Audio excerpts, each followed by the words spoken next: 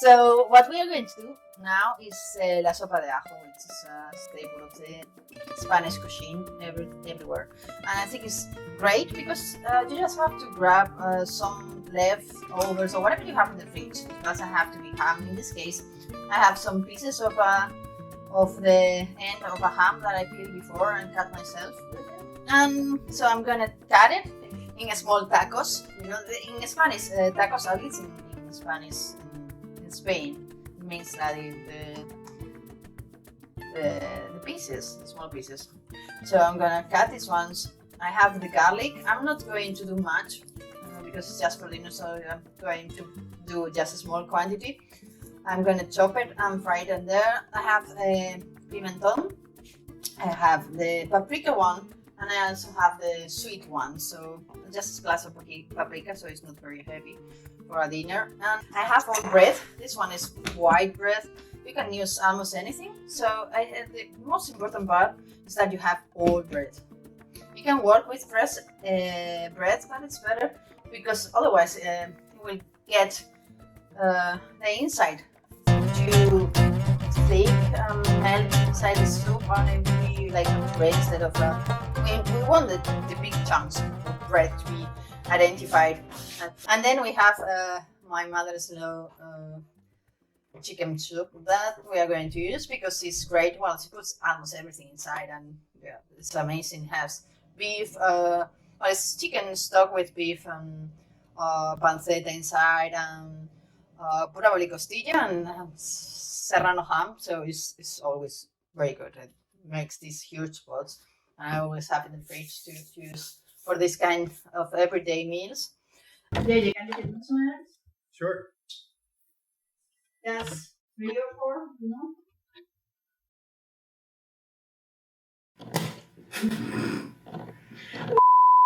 Yes, I'm gonna take this one out. Oh my god. Let's put them here.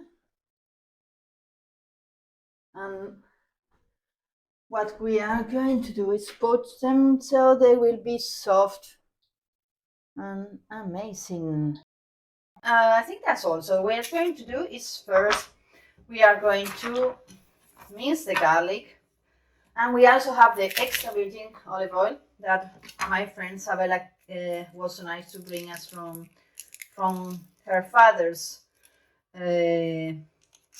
land in olives in Cuenca. So they are from their own family house, and it's amazing. I mean, it's cold press, first pressed. You can see it in the colors that it has, and the taste is so good. This is amazing. You can eat it with everything. You can eat it for breakfast with just almost anything, even with fruit. It's so good. Not too thin, so it will not immediately burn. And I'm gonna slice and prepare the bread as well. I like to kind of cut it a bit thin. Some people already cut it in pieces, so they just grab on pieces and just put it like this. I like the slices, so later on when you scoop it around, you will still have the bread, and it will melt naturally and separate and make it in small chunks, easy to eat. So what we are going to do first is very lightly, because it's extra virgin olive oil, it's the cold press, so it burns at very low temperature. So we don't want to go any higher than 150 degrees Celsius, which is how much in Fahrenheit? I can't Jason, like you have to see his face, like what? I don't know. I'm not Google. So usually that's one of the things that I like most about the gas stoves, is that you can tilt it this way.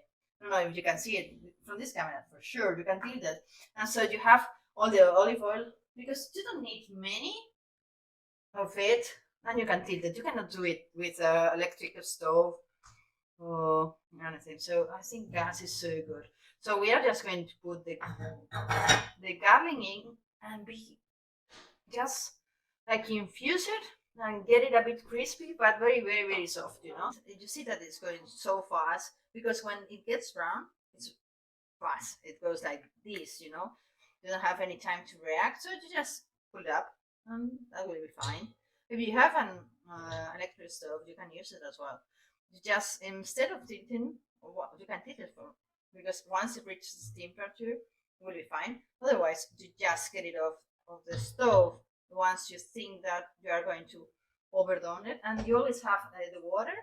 You can do it with water, or you have the stock, so you can splash very carefully a bit of stock, so it will stop the cooking. So now what we are going to do is get the pimenton, which is burns. It burns so fast that you have to be very, very cautious with the. Okay, it's almost there. I don't know. I would say 5 seconds, 10 seconds away from the perfect, but because even when you think that you cannot stop it, you know, it keeps cooking once you get it out of the gas. So you have to be very cautious. Okay, now this one, and then just get the bread in and begin to fry it. Okay, this. Well, now I can see that it's small pot because we didn't want to do a lot of quantity. Now you can heat it up a bit. We didn't want to do a lot of quantity. Probably would have been wiser to cut the bread. Now it looks a bit ridiculous because the size of the pan is quite narrow and you cannot really spread out the bread. But it's, well, every time you go to find this kind of things that no, no, never is perfect, but you just deal with it and it's completely normal. It happens in all kitchens, you know. You just work around it and try to make the best of it. So we just want to get it a bit fried, a bit nice, a bit nice. So we can put. I didn't put the ham. Of course, I didn't put the ham. I should have put this ham before the bread. So yeah. What kind of ham is this? It's serrano, ham serrano de bellota. It's very, very good. You can put the ham before so it will sweat, you know, a bit of the flavor inside the pot and then the bread. But I think because the heat is quite nice now, it will be okay. It's a very humble dish and it's very, very good. It's like, you know, a 14. Yeah, really, really nice. I'm gonna put the stock, peel stock. This one is amazing. Another video we will show you how to do it because I don't think, I mean, I think it's the best stock that I ever tasted. Well, I mean, she's been cooking her whole life and she knows how to do soup. This one is so good. Not bad. Very good. The padding. I don't want wasting the spoon, you know. Okay. Nice. Nice. Qué rico. It really smells really nice. She's fantastic doing it. It's even clear, you know. She's so good at it. And she makes these huge pots. So you always have stock at the house, which is always nice. You never know when winter crave this kind of food. So let's heat it up a bit.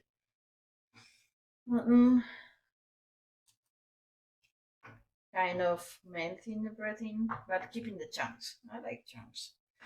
There's some people, some cooks, some chefs that like to blend it afterwards, and they are really nice as well. But it's kind of, it loses the traditional texture in the mouth.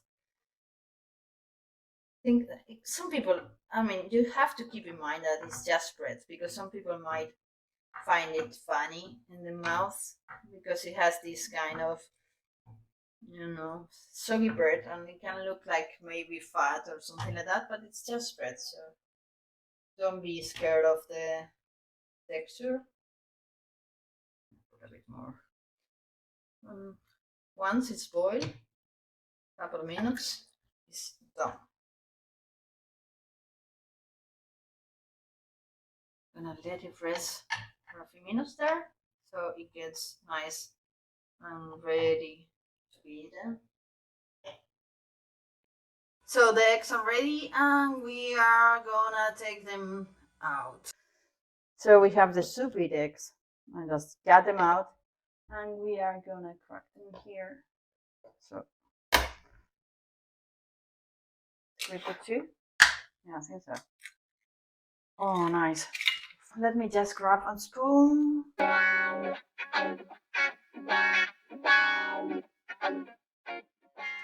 Mmm.